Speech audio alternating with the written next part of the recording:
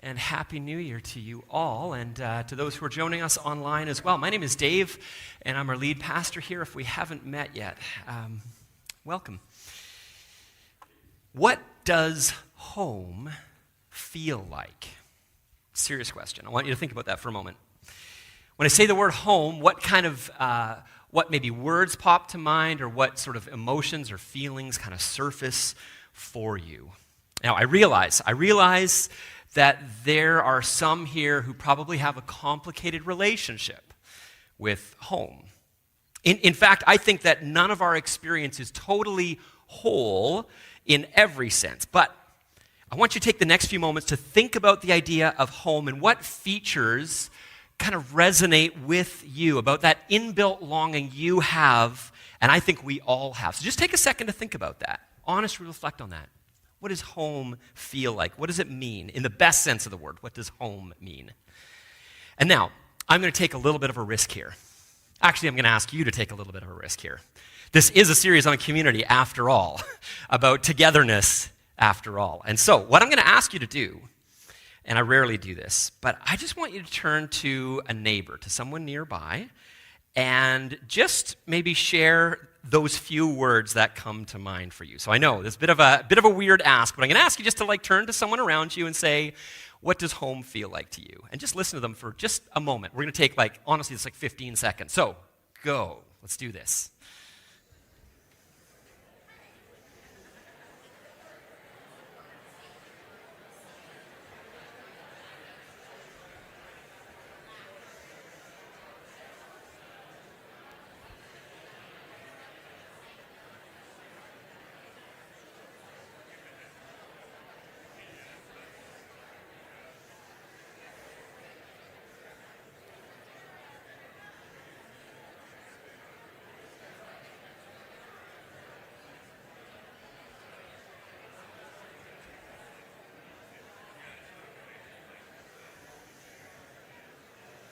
All right, I'm gonna interrupt because I promised it was gonna be short.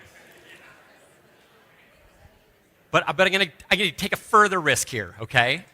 And I'm gonna ask for just a few of you, maybe to share what you heard, not what you said necessarily, but what you heard in that little conversation. Just maybe a word or two or a short phrase. So, if anyone's so bold, what did you hear people say about what home feels like? Comfortable. Okay, yeah, thank you. What else? Refuge.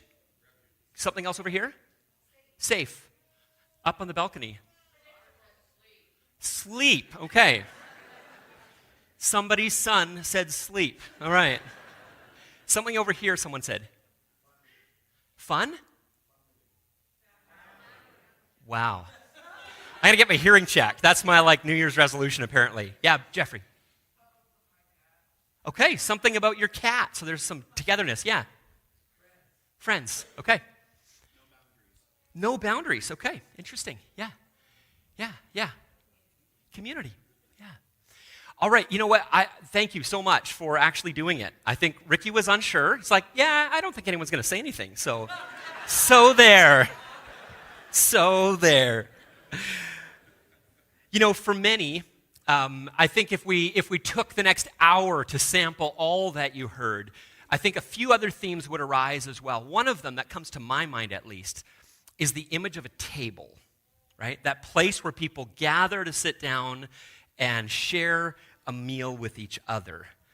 I think I heard this as well in your responses, that sense of I can relax.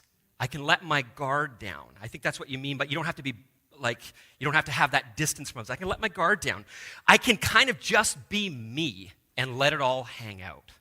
I think that's a big part of what we mean. And then I heard that sense of community or family or even my cat. I don't want to downplay that. That's actually really important because home means connection, right? It means togetherness. It means to be with. And there are a lot of metaphors that the Bible uses for what it means to be the church, God's people, and one of those, we hear it in 1 Timothy 3:15, where Paul calls the church God's household, or the household of God. That's us. And so each year we begin January, we begin the new year every year with something we've called the Gift Book Series. It's a moment to pause and all together as a church to look at one of our 5 main kind of values as a church, a core commitment as a church.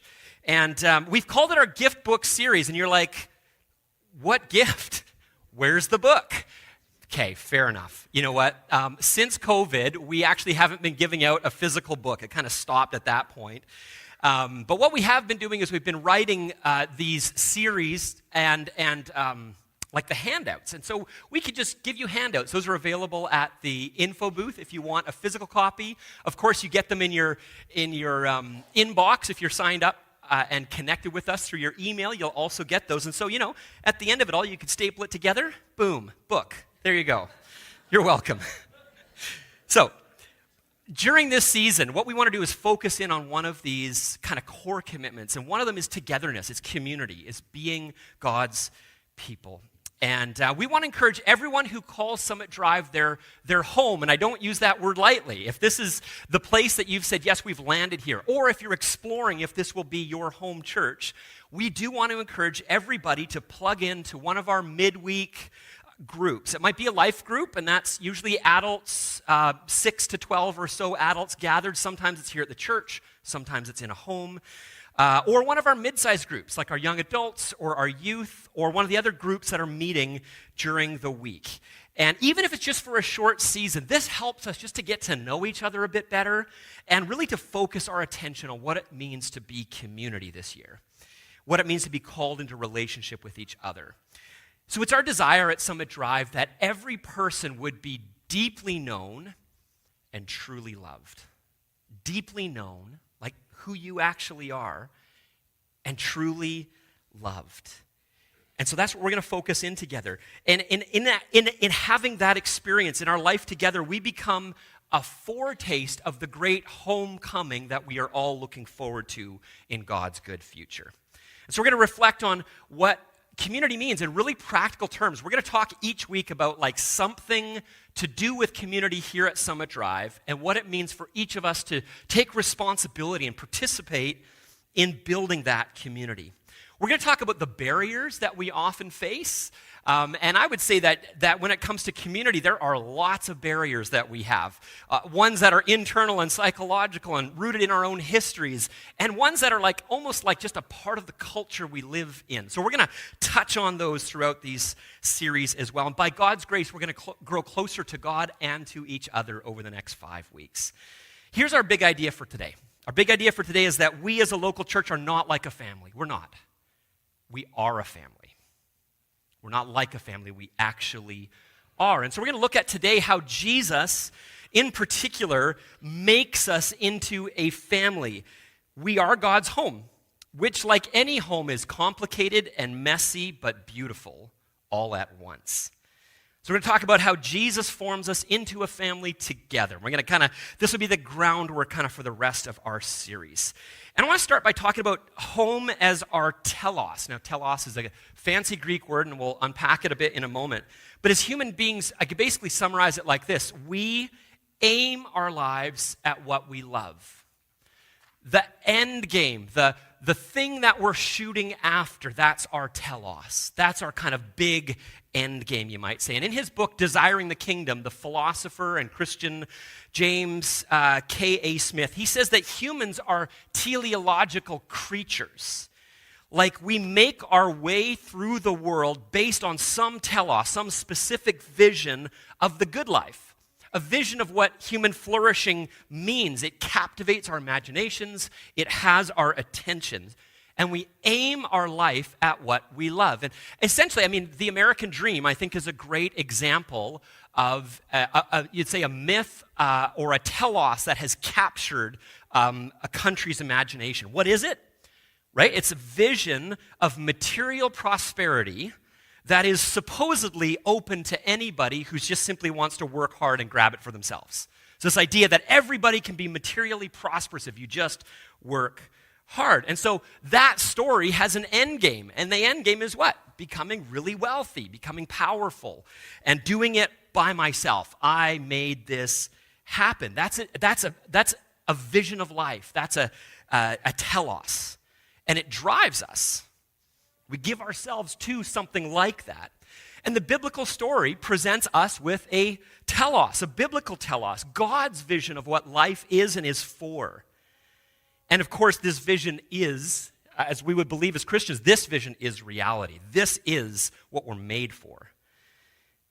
And so the story of God and of humanity and of the world God made is all about home and homecoming. It's the story of with and together. It's the story of a table and one that extends throughout all history. It starts with God making his home with us.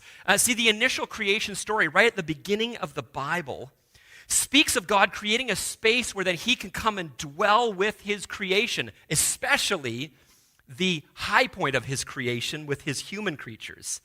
See, recently, scholars have really seen this connection that more than anything else, the Genesis narrative is describing a temple space where God is creating a space and then he puts his image, humans, into that space. We are that high point of that space. And in ancient cultures, the home of the gods, that's what temple meant. Temple is wherever the gods dwell, the place they live. And so the big idea being communicated in Genesis 1 and 2 is that God has created this space where he can dwell with us. And we see that. We see it talks about Adam walking in the garden with God. We see this closeness, this overlap, you might say, of heaven, which is God's space, and earth, which is human space. They're completely overlapping in the first 2 chapters of the Bible. God has made his home the earth. That's what Genesis 1 and 2 are all about, the union of heaven and earth. And yet, as the story unfolds just in the next chapter, we see that that union with God and humans and the rest of creation is broken and it's twisted. And yet God puts into motion a plan to save and heal what human sin had distorted and destroyed. And then we see that what God was aiming at on the first page, he achieves it. God gets what God was after. See, the Bible ends with, and I know I quote this text all the time, but it's so good. God's end game is making his home with us. This sense of homecoming is especially brought out in the NRSV, the New Revised Standard Version of Revelation 21. And I'm going to read to you verse 3. Here's what he says. And I heard a loud voice from the throne saying, "See the home." And I've got in brackets here, dwelling, tent, tabernacle. The noun is skene. The home of God is among mortals. He will dwell or make his home. Again, it's the same word, but it's the verbal form, skenu. He will make his home with them. They will be his people, and God himself will be with them. What's the telos of the whole story of the Bible? God at home once again, with them as their God. God himself will be with them, says this text. So the story of God, of humanity, of the world is the story of home and homecoming. It's the story of with and together. And even though we as humans have walked away from our Father, the redemptive thrust of the whole of the Scriptures is God bringing us back home. Remember that story Jesus tells? I feel like it's one of the high points of Luke's gospel.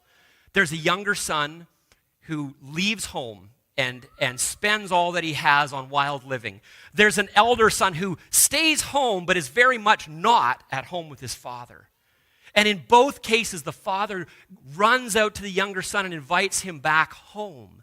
And to the elder brother, he invites him to come back into the home. What Jesus is all about is bringing us home.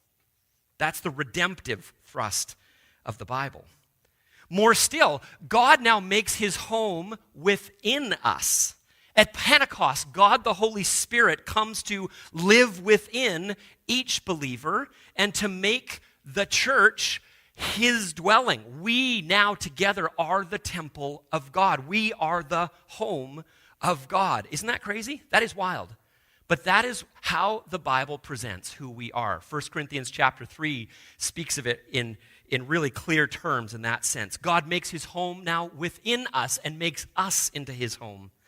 No wonder the theologian Stanley Grenz, he wrote this. He says, God's central program for creation is the establishment of community with, together, that at-homeness God creates us for. That is still what God is up to. That's what God is doing among us. That is the telos, the goal, the purpose of life. Even our salvation isn't just that we will avoid something bad. It's that we are brought into fullness and relationship and closeness with God and others. So that longing for home that I think all of us have deep within us, it's like this ingrained nostalgia, right? The kind of like desire for something in our past. But ironically, it's a nostalgia for the future. It's like a nostalgia for somewhere we haven't yet been. The great preacher Frederick Buechner put it like this: we carry inside us a vision of wholeness that we sense is our true home, and it beckons us. A true home that beckons us. The great Russian novelist Fyodor Dostoevsky, he also talks about that sense of at-homeness with God in this way. He says it's nostalgic yearning, bordering at times on unendurably poignant sorrow, which is experienced in the dreams of my heart and in the reveries of my soul. It's really beautiful. It's a little bit, what's the word now? This is fun, me word finding on stage. That's great. It's really fun. I love how he says that. Unendurably poignant sorrow almost. We have a longing so deep that it feels like, I just want what's to come. But even now, we are meant to experience, if not perfectly, if not fully, at least a taste of that at-homeness within the Christian community. We are the household of God, says Paul in 1 Timothy 3:15. Or as the writer of Hebrews puts it, but Christ is faithful as the son over God's house, and we are his house, if indeed we hold firmly to our confidence and the hope in which we glory. So no wonder creating community, building each other up is such a big deal in the Bible. No wonder we want to give our attention as a church family to what it means to be a Christ-centered community at Summit. So that's what we're doing over the next 5 weeks. Now, we've just come out of the Christmas season, and we've seen how Jesus was born into a family, right? I mean, he does not have a biological father on earth. Joseph is his adoptive father. But we find out that Mary and Joseph actually go on to have more children. Like Jesus has like brothers and sisters in his own home. In Mark 3, we have this moment where Jesus is now fully in his ministry, and he's teaching inside a home. And there's some religious leaders that are essentially accusing Jesus of being in league with the devil. And now he's just showing how ridiculous their statement is. He's having this argument with them. But Mary and some of Jesus' brothers get wind of this kind of like smackdown that's happening at their home. And so they're going to try to intervene and like pull Jesus out of this toxic situation. And they show up at the home, and here's what we read in Mark 3. If you've got your Bibles, you can open to verse 31 to 35. Let me read the text for you. Then Jesus' mother and brothers arrived. Standing outside, they sent someone in to call him. A crowd was sitting around him, and they told him, "Your mother and brothers are outside looking for you." "Who are my mother and my brothers?" he asked. Then he looked at those seated in a circle around him and said, "Here are my mother and my brothers. Whoever does God's will is my brother and sister and mother." What is Jesus saying here? And how would you feel if you were his mom at that moment? Like, Mary, did you know that your baby boy would equate your role with any other woman who just happened to seek out God's will in the world? Mary, did you know? Now, the point of the text isn't to diss his mom. That's not what the point of the text is. The point is that kinship in the kingdom is not limited to biology. You know that saying, blood is thicker than water, right? Which is saying what? Like your family, that connection, that bond is thicker than your bond with your friends. Blood is thicker than water. What is Jesus saying here? It's almost like saying, blood is thicker than water. Well, Jesus' blood is thicker still. Jesus is making for himself a family of all who come to trust him and love him, and it actually transcends biology and blood relation. It is more than that. And this is one of the most important realities of what Jesus is doing in our world to meet that often unfulfilled need for belonging, to address the loneliness that plagues so many. The French novelist André Gide, he bitterly expresses an attitude shared by many. He says, "Families, I hate you. Shut-in homes, closed doors, jealous possessors of happiness."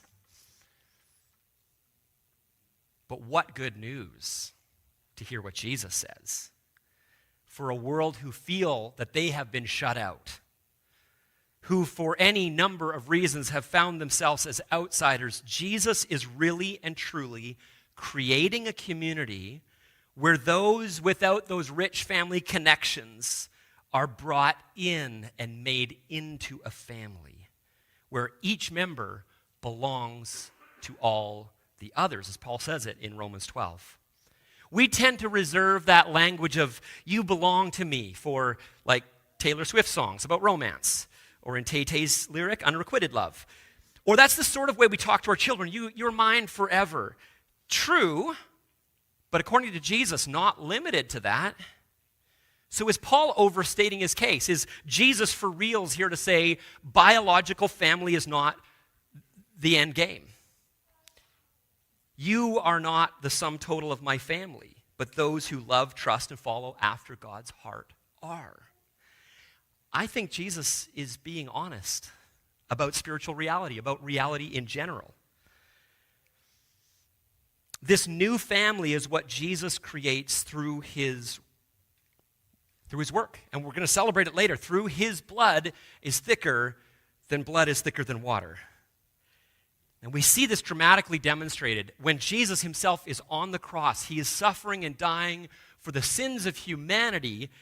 And in that moment, there's this most tender thing that happens, this beautiful, attentive word. While Jesus is on the cross, we read this in John 19:26 and 27.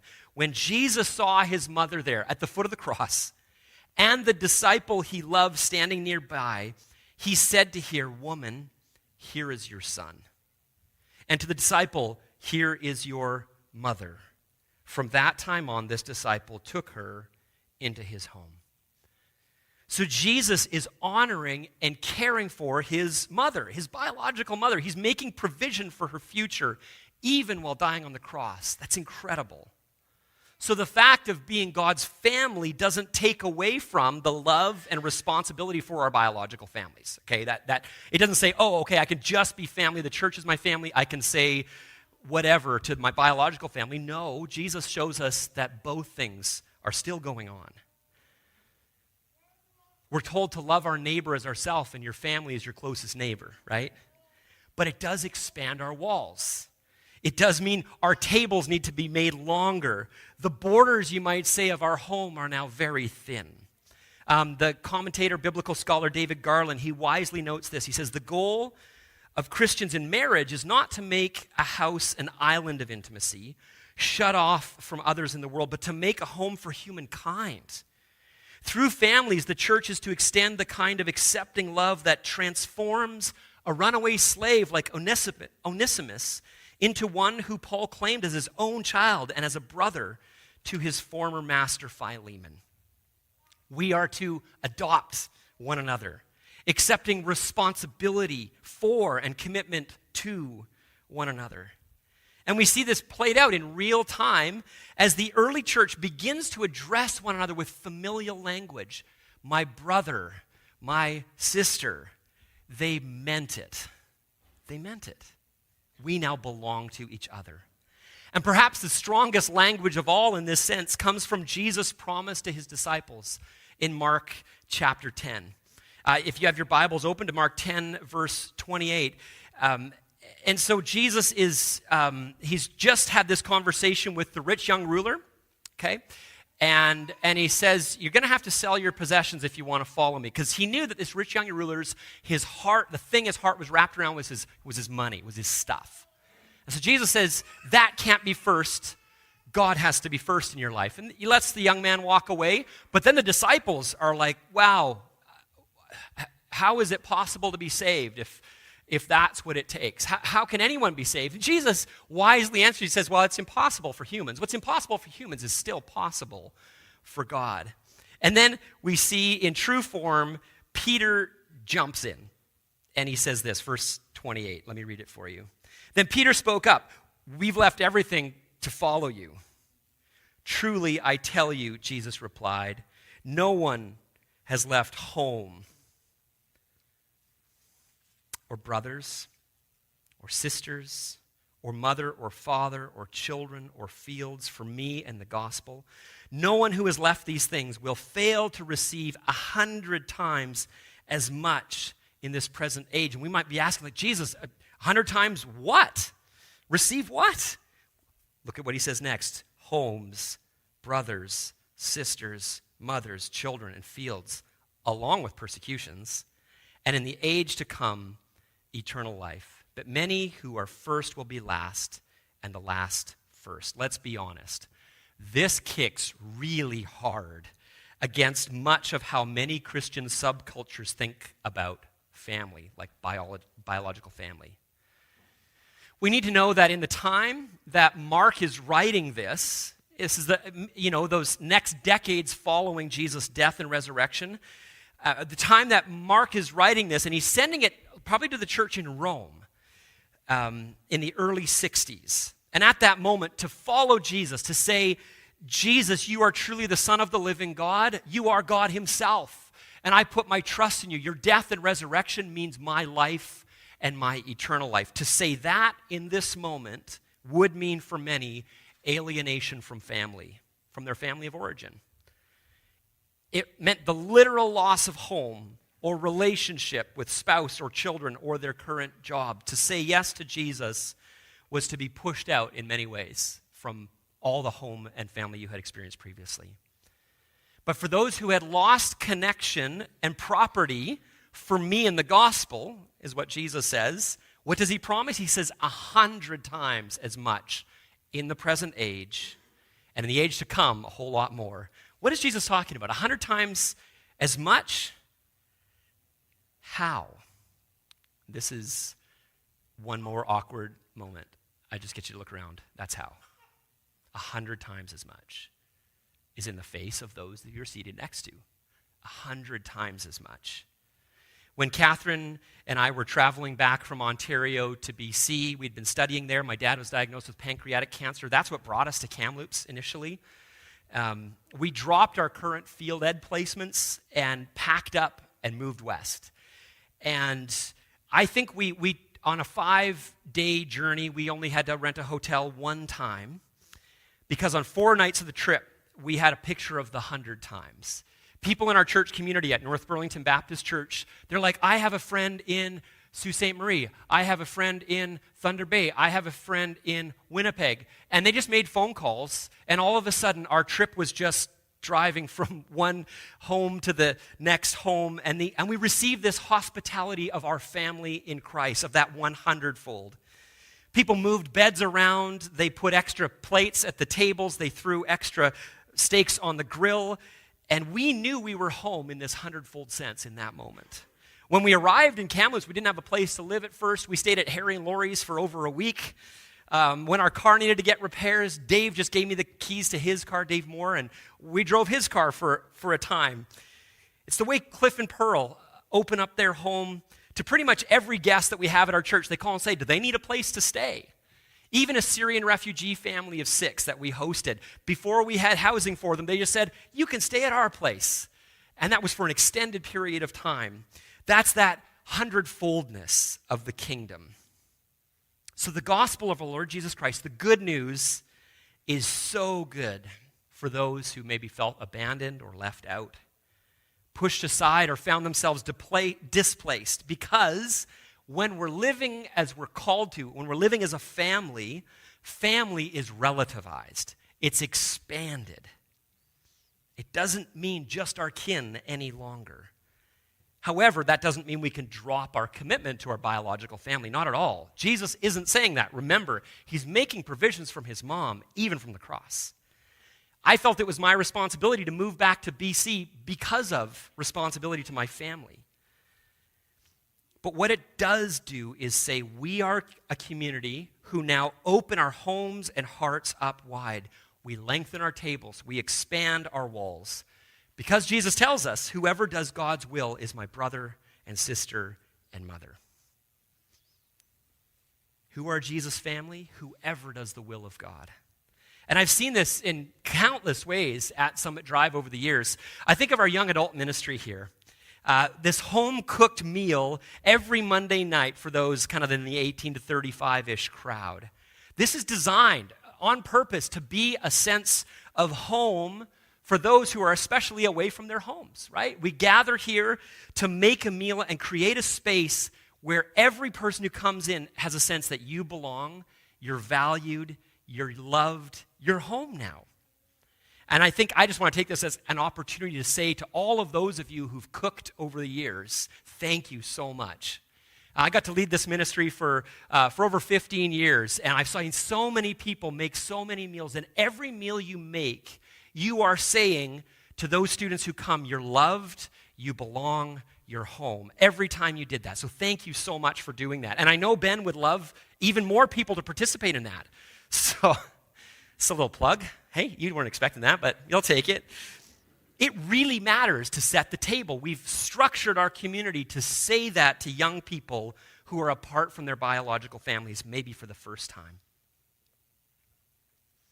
I see the way that my kids and others from our neighborhood are welcomed in by Michelle, into Michelle and Ricky's home.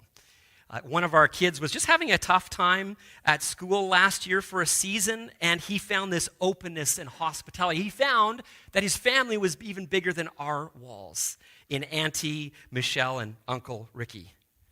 And so when the early church speaks to each other, they use that familial language of brother and sister, and they mean it, belonging to each other. Some of you know Debbie. Debbie is one of our 60-plus folk here at Summit Drive, and every time Debbie sees me, she says, Dave, you're my brother. And I say, Debbie, you're my sister. And you know what? It will be true forever. It is more true than I even understand right now, but that little exchange just reminds me that I'm her brother, and she's my sister. And that is true for every single believer in Jesus. We belong to each other. So let's just talk about the challenge of it before we move into communion as well, because there are challenges. One of our little nephews has the most adorable phrase that he's been saying pretty much since he could talk. If there's something that he's apprehensive about at all, he'll just say, too scary. And so naturally in our house, we say it all the time, because it's hilarious. Especially when we're scared of something. We're like, too scary. My guess is that for a significant portion of us talking about community in the way that the Bible presents it, in the way the gospel speaks of it, we want to say, oh yeah, Dave, too scary. Sorry, not for me. And there's a lot of reasons why that might be. Like if you've been around the block a few times and you've opened up to others and maybe your trust was broken, right? And so you go, too scary. I don't want any more of that. Or maybe you shared and you feel like you've overshared and now you don't want to share anything at all. Too scary, we think. But to love is to be open. And open is scary. But the alternative to being open and to love is infinitely worse. Listen to how C.S. Lewis says it. It says, love anything, and your heart will certainly be wrung and possibly broken. If you want to make sure of keeping it intact, you must give your heart to no one, not even an animal. Wrap it up carefully round with little hobbies and little luxuries. Avoid all entanglements. Lock it up safe in the casket or coffin of your selfishness. But in that casket, safe, dark, motionless, airless, it will change. It will not be broken. It will become unbreakable, impenetrable, irredeemable. The alternative to tragedy, or at least to the risk of tragedy, is damnation. You see what he's saying there? You see the trade-off? It's between love, which always means opening yourself and being vulnerable and the potential of being wounded, or letting your heart shrink and harden, not till it's broken, but till it's unbreakable. It is, as Lewis puts quite frankly, it's inviting the trajectory of hell itself into your life starting now. That's what it is. So yes, love is always a risk, but love is always the risk worth taking. It's true, trust can be broken. Community, love, family, it can be hard, messy, challenging. It is. It is. And over this series, we're going to talk about how to do real community as God designed us for, but we'll talk about how to do it in the Jesus way. The way that, as Paul says about love in the Christian community, the way that is patient and kind, that doesn't envy or boast. It's not proud. It doesn't dishonor others. It isn't self-seeking or easily angered. It keeps no record of wrongs. It does not delight in evil, but rejoices with the truth. It always protects, always trusts, always hopes, always perseveres. That's what doing community in the Jesus way looks like. That's what love in the Jesus way looks like. And I'm interested, and I know that many of you are, and I hope that you are. So we're going to start talking about how to do love and to do family and to do church like that. The telos of life as God created it for us. So we all have this longing to be honestly and truly known and still loved. A sense of rootedness and stability, the sort of space where we're fully known and truly loved. There's this quote by Tim Keller that I love because it hits a lot of the notes we're going to talk about throughout this series. He says it like this: to be loved but not known is comforting but superficial. To be known and not loved is our greatest fear. But to be fully known and truly loved is, well, a lot like being loved by God. It's what we need more than anything. It liberates us from pretense, humbles us out of our self-righteousness, and fortifies us for any difficulty life can throw at us. Now, there's a lot to unpack here, and I'm not going to do much of that now. We'll hit a ton through the series. But let's just slow down for a moment and ask, how do we move the needle in the direction of being a community who are truly knowing each other and still loving each other? How do we do that? Well, I think it actually has a lot to do with building community. It means all of us saying yes, like we're going to make this thing together. We make church together. Well, God is making it through us, but we've got a part. And God's goal is for us to mature. And maturity looks like taking responsibility, right? Responsibility for ourselves, for sure, but also responsibility to build up those around us. And ultimately, even the responsibility to do that when we don't see that we're getting anything out of it for ourselves, or very little in return. So here's just a couple next steps. And even as I'm saying this, I'm going to invite the worship team to come forward and those who are serving communion as well. Here's a few steps I think you could take. Volunteering. Listen, when we ask people to volunteer, it's not because we're trying to twist your arm and make you do something. We're not using people to ask them and invite them into ministry. It's the best thing for you. You were made for, designed for, building up the church by using your gifts to serve others. Go see our series from last year, right? Well, the Shape series. So it's not for us, it's ultimately for you. And see, when you do volunteer in that way, you'll get to know those that you serve alongside of, and you will be formed into a community. Second thing, move toward others. We are responsible for finding the community that we need. This is the hard work that we all have to do. Like, make the first move. Extend your hand and say hi. Yes, it's risky, but overall, that's a positive. Third thing, show up every week. We can only get to know people by repeat exposure. So we have to take the initiative to get into relationships and keep being a part of it. So showing up to our gathered times of worship. We're going to talk about how worship actually plays a significant role in who we are as being formed in a community. Showing up to your life group matters. Relationships, you know this, they're built by commitment and consistency, and they're built over time. And then the fourth thing, last thing, is don't neglect the small. The benefits of walking into a room where everyone is for you in some sense is incredibly powerful. It's hard to describe it, but don't neglect the small connections of like hi and a handshake. That can be life support. Ricky and I were talking about that this week. Like when Louis Armstrong says, I see friends shaking hands saying, how do you do? They're really saying, I love you. Man, he's got it. That's true. He's right. So don't neglect even those small points of connection. We're built for it. We're made for community. To be fully known and truly loved is how God treats us, and we're going to do it for each other. And as we do, it's no accident that the table is, you might say, the centerpiece of Christian worship. It's the piece that Jesus ordained for us to keep practicing over and over and over and over again until he comes. And it's a picture of a meal. It's gathering around a table. This practice reminds us of what it cost Jesus to make us his and to bring us into this family. His very life, his body broken, his blood poured out. The bread and the cup, symbols of those things. And then he invites us to come to his table, to find a home in him, to find a home actually with each other. Like that image of Jesus bringing together his mother Mary and that beloved disciple, saying to them, your mother and your son, how appropriate a picture. For that's exactly what Jesus is doing through the cross. He's bringing broken humanity back together. He's restoring us to God and each other. He's making a family out of all of us. And so we come to the table and we're acknowledging that. As we line up, and we're going to do that in a moment, we're going to take the bread and the cup, and we're using these reusable ones this week, so just bear with us for 1 week here.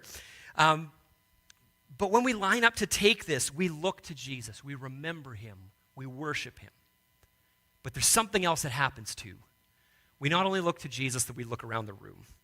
And we see that Jesus' death and resurrection make us into a family. He's creating a home for all of us to share in. The bread, his body, given for us. Let's take it together.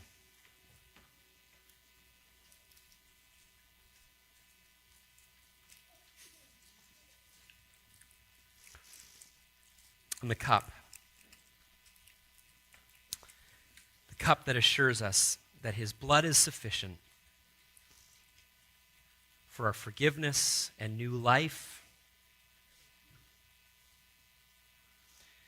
The blood that's thicker than water that binds us all together. Let's take it.